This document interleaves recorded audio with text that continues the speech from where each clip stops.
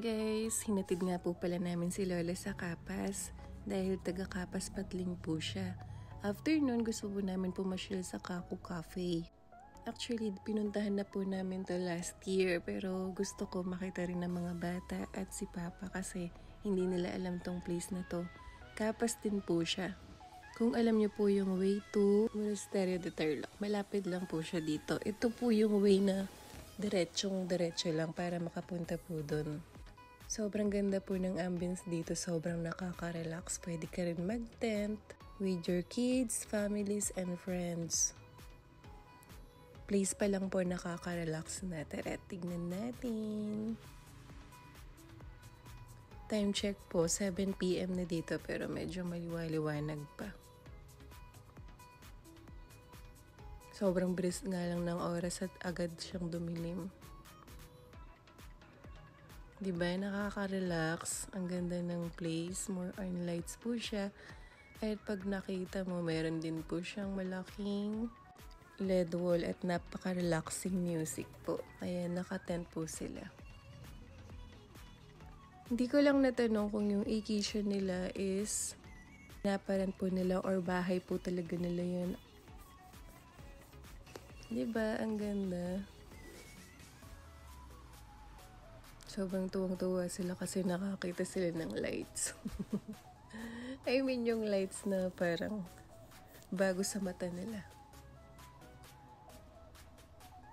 At mag-order lang po talaga kami para sa mga kids kasi sobrang rush lang po at mabilis lang po kami dito kasi mag-open pa po kami ng store. Dinaanan lang po talaga namin siya. Ganda, diba? Ito yung sa taas. Sa taas po kasi talaga mag-order ng foods. Meron po silang mga pasta, breads, at saka mga smoothies and coffee.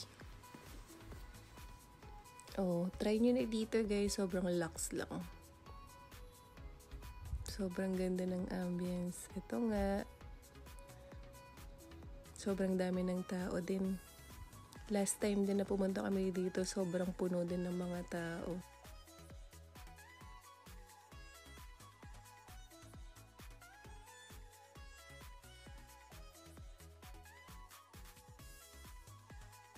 Next time, papasyal ko dito ang mga ladas tambayan team ko. Nag-enjoy sila dito. Don't worry guys, kasi affordable yung mga prices ng mga drinks nila dito at mga foods. Kayang-kaya niya yan. Napili nga po namin pumesto dito lang sa gilid. Gusto lang namin matry yung Japan Buddha seat char. So, ayan.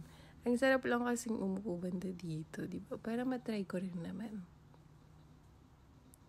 At para ma-feel din ng mga bata na parang nasa bahay lang sila.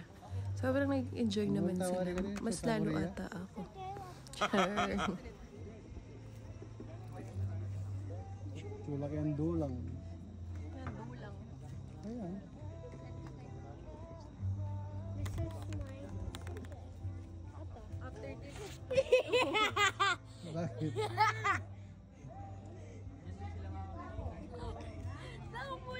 Ito din, da. Ito din.